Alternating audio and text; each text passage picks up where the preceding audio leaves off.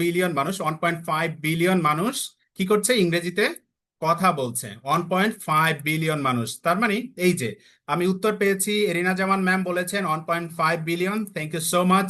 Exactly 1.5 billion মানুষ, যেটা যদি পার্সেন্টেজ করতে যান অলমোস্ট 15 to 20% এরকম অ্যাপ্রক্স যেহেতু বলা হয়, এরকম মানুষ ইংরেজিতে কথা বলছে।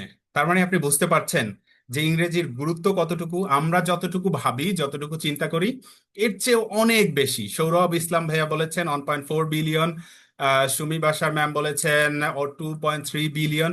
হ্যাঁ, এটা হচ্ছে ইকুয়েশন এরকম যে আপনি এক্সাক্ট কোনো কিছু পাবেন না, বাট কাছাকাছি কোনো কিছু পাবেন।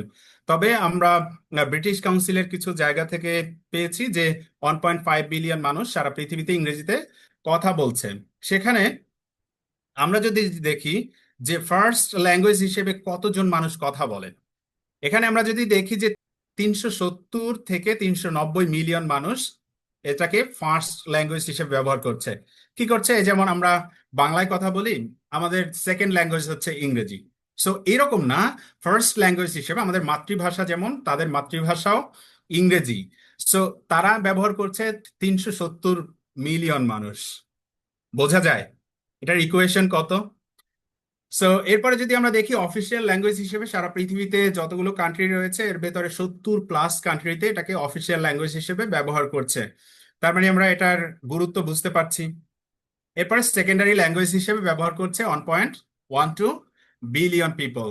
সো আমাদের এই যে ওভারঅল ইকুয়েশন বা স্ট্যাটিস্টিক্স যেটাই বলি, প্রত্যেকটি জিনিস বলে যে ইংরেজি এমন একটা জায়গায় এসে পৌঁছেছে যেই জিনিসটি আপনাকে শিখতেই হবে।